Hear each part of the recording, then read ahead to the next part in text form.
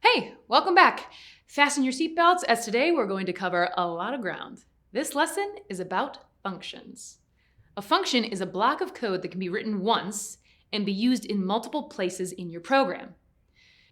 Let's create a function in Scratch. On the left of the screen, click on the section for My Blocks. Then you should see an option to make a block. In Scratch, these blocks are functions.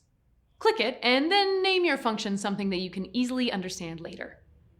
Your screen should look something like this now.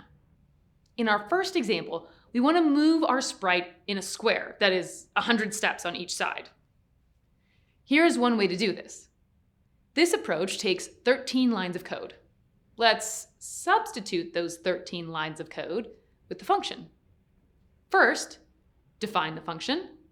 Name it move and turn. The move and turn function tells the computer to move our sprite 100 steps, turn 90 degrees, wait for 0.5 seconds.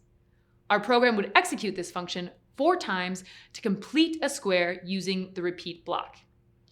Each time the function is called, we move forward a certain number of steps and turn 90 degrees. Then, wait half a second. Here's a second example.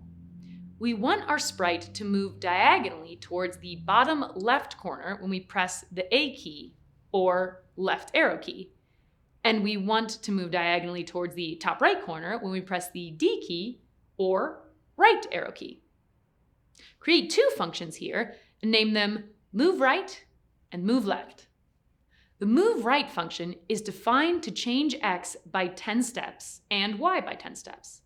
So when we press the right arrow key, we'll move diagonally up and to the right.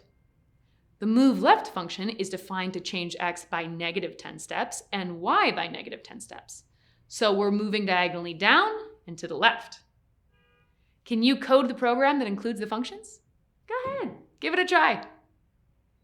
All right, that's it for functions, except all the great exercises and quizzes that our genius instructors have created to help you master this concept. And remember, keep it dry. That is, don't repeat yourself.